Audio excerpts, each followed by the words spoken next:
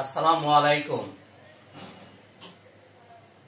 প্রিয় শিক্ষার্থী বন্ধুরা, আশা করি তোমরা ভালোই আছো। আমি মোহাম্মদ গোলাম মাওলা তালুকদার, সহকারী অধ্যাপক, কেশরগঞ্জ ডিগ্রি কলেজ, ফুলবাড়িয়া, ময়মনসিংহ। আজ আমি তোমাদের পৌরনীতি ও সুশাসন তৃতীয় পত্রের চতুর্থ অধ্যায় বাংলাদেশের সংবিধান, এই অধ্যায় থেকে আলোচনা করব 1972 সালের বাংলাদেশ সংবিধানের বৈশিষ্ট্য। বিশ্বের অন্যান্য গণতান্ত্রিক রাষ্ট্রের সংবিধানের ন্যায় বাংলাদেশের সংবিধানও একটি অনন্য বৈশিষ্ট্যের অধিকারী। এই জন্য এটি বিশ্বের শ্রেষ্ঠতম সংবিধানগুলোর অন্যতম। 1972 সালের মূল সংবিধানের বৈশিষ্ট্যসমূহ এখন আমরা তুলে ধরব।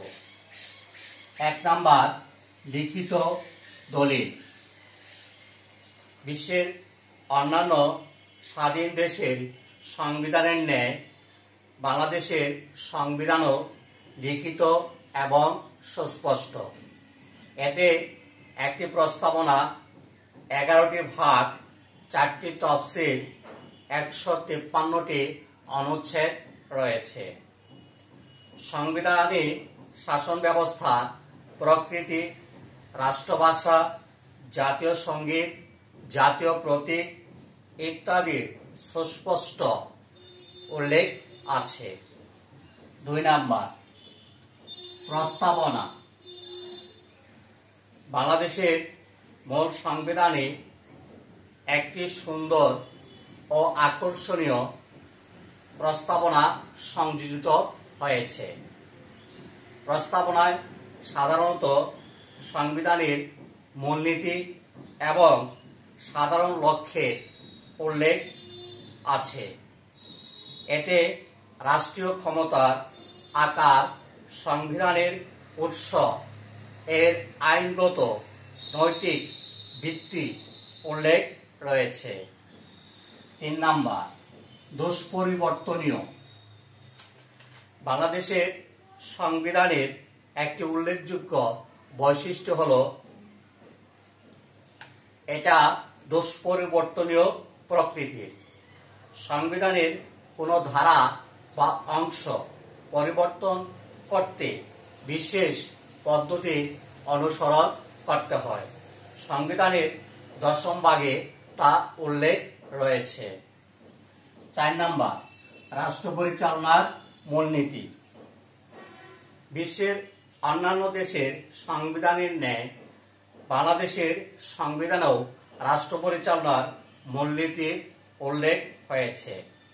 মূল সংবিধানের 4টি মূলনীতি যথা জাতীয়তাবাদ, সমাজতন্ত্র, গণতন্ত্র, ধর্মনিরপেক্ষতা সংবিধানের মূল স্তম্ভ হিসেবে উল্লেখ করা হয়েছে। 5 নাম্বার, মৌলিক অধিকারের সন্নিবেশ। মৌলিক অধিকারের সন্নিবেশ।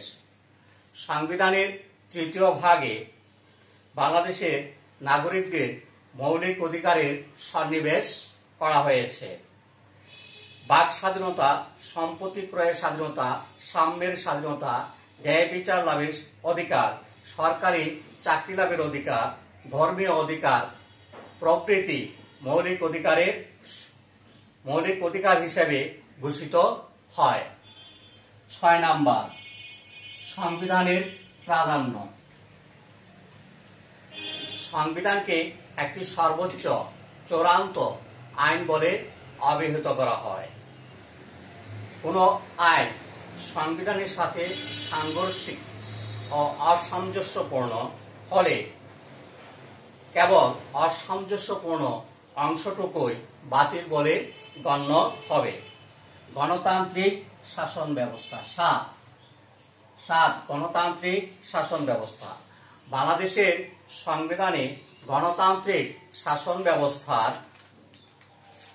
ভিত্তি সুদৃঢ়ভাবে স্থাপন করা হয়েছে। গণতন্ত্রে নাগরিকদের মৌলিক অধিকার, ভোটাধিকার, মৌলিক মানবাধিকার, ভাগ ও চিন্তার স্বাধীনতা নিশ্চয়তা প্রদান করা হয়েছে। গণতন্ত্রে সমতার নীতি অনুসৃত হয়। 8 নাম্বার, সংসদীয় সরকার পদ্ধতি। বাংলাদেশের সংবিধানে দেশের জন্য সংসদীয় তথা মন্ত্রিপরিষদ শাসিত সরকার ব্যবস্থার বিধান রাখা হয়। এই ব্যবস্থায় প্রধানমন্ত্রী সহ গোটা মন্ত্রিপরিষদ নির্বাহী ক্ষমতার কেন্দ্রবিন্দু। রাষ্ট্রপ্রধান তথা রাষ্ট্রপতি নামমাত্র বা সাংবিধানিক প্রধানের ভূমিকা পালন করবেন। 9 নাম্বার, দায়িত্বশীল মন্ত্রিপরিষদ। মন্ত্রিপরিষদ শাসিত সরকারের একটি বড় গুণ হল মন্ত্রীদের জবাবদিহিতা। মন্ত্রিপরিষদ তাদের যাবতীয় কাজের জন্য ব্যক্তিগত এবং যৌথভাবে আইনসভার নিকট জবাবদিহি করতে বাধ্য থাকবেন। সেই সাথে আইনসভা আস্থা হারালে তাদের পদত্যাগ করতে হবে। 10 নাম্বার, জনগণের সার্বভৌমত্ব। বাংলাদেশের সংবিধানে 7ম অনুচ্ছেদে উল্লেখ করা হয়, প্রজাতন্ত্রের সকল ক্ষমতার মালিক জনগণ। জনগণ কর্তৃক নির্বাচিত প্রতিনিধিগণ সংসদে জনগণের প্রতিনিধিত্ব করবেন। 11 নাম্বার, এক কক্ষ বিশিষ্ট আইনসভা। সংবিধানে দেশের জন্য এক কক্ষ বিশিষ্ট আইনসভার উল্লেখ আছে, যার নাম জাতীয় সংসদ। এর সদস্য সংখ্যা 300 জন এবং 15 জন সংরক্ষিত মহিলা সদস্য সহ মোট 315 জন।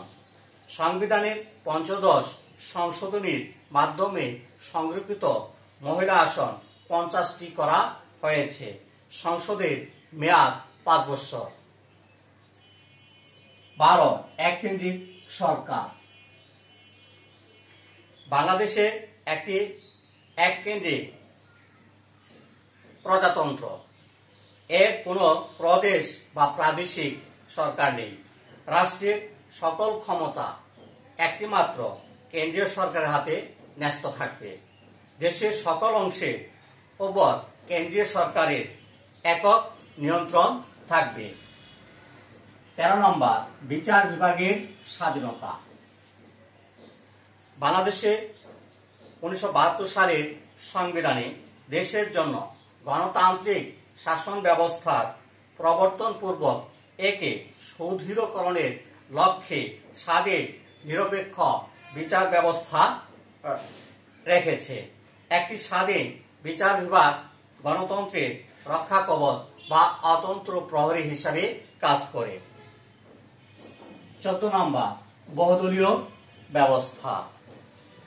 গণতান্ত্রিক শাসন ব্যবস্থার একটি অপরিহার্য বৈশিষ্ট্য হল বহুদলীয় গণতান্ত্রিক ব্যবস্থা। গণতন্ত্রের সফলতার জন্য সংবিধানে বহুদলীয় ব্যবস্থা প্রবর্তন করা হয়। 15 নম্বর, দলীয় শৃঙ্খলা রক্ষা। বাংলাদেশের সংবিধানের 70 অনুচ্ছেদে উল্লেখ করা হয় যে কোন সংসদ সদস্য তার নিজ দল থেকে পদত্যাগ করলে বা সংসদে দলের বিপক্ষে ভোট দিলে অথবা দলের নির্দেশ অমান্য করলে বা দলের বিপক্ষে ভোটদানে পক্ষ নিলে অথবা ভোটদানে বিরত থাকলে সংসদে তার আসন শূন্য হবে। 16 নম্বর, ন্যায়পালের পদ সৃষ্টি। প্রশাসনিক স্বচ্ছতা নিশ্চিতকরণের জন্য সংবিধান ন্যায়পালের পদ সৃষ্টি করা হয়েছে। যা ৭৭ অনুচ্ছেদে উল্লেখ রয়েছে। ১৭ নম্বর সার্বজনীন ভোটাধিকার।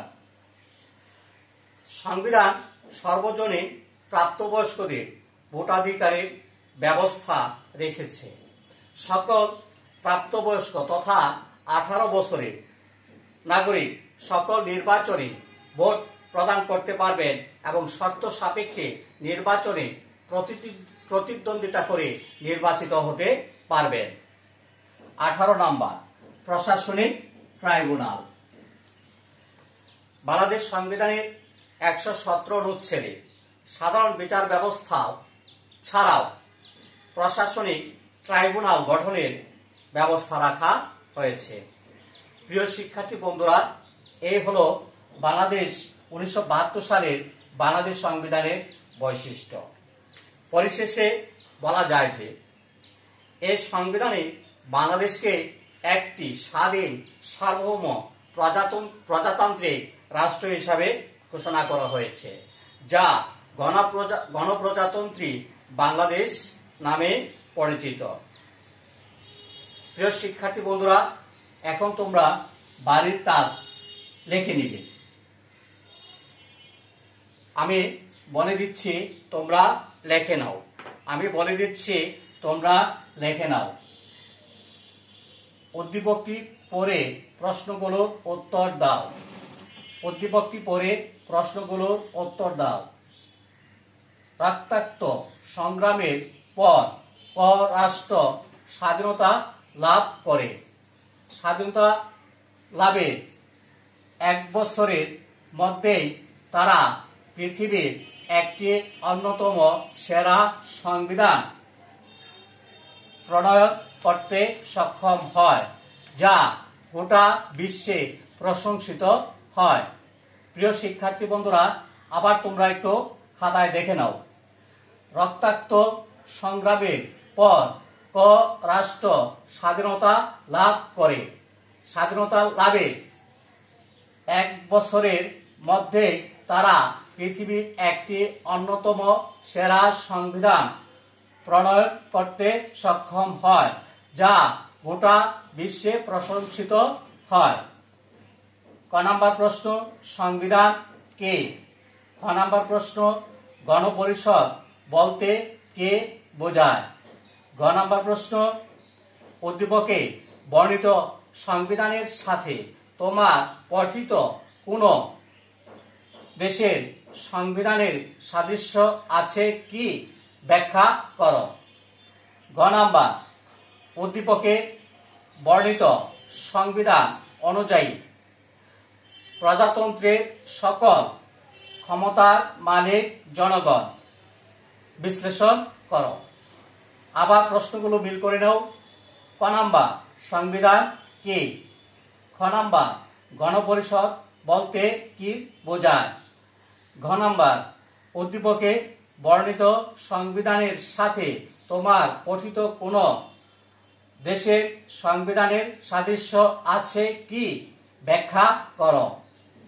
ঘ, উদ্দীপকে বর্ণিত সংবিধান অনুযায়ী প্রজাতন্ত্রের সকল ক্ষমতার মালিক জনগণ। বিশ্লেষণ করো। প্রিয় শিক্ষার্থী বন্ধুরা, ভালো থাকো, সুস্থ থাকো। আসসালামু আলাইকুম।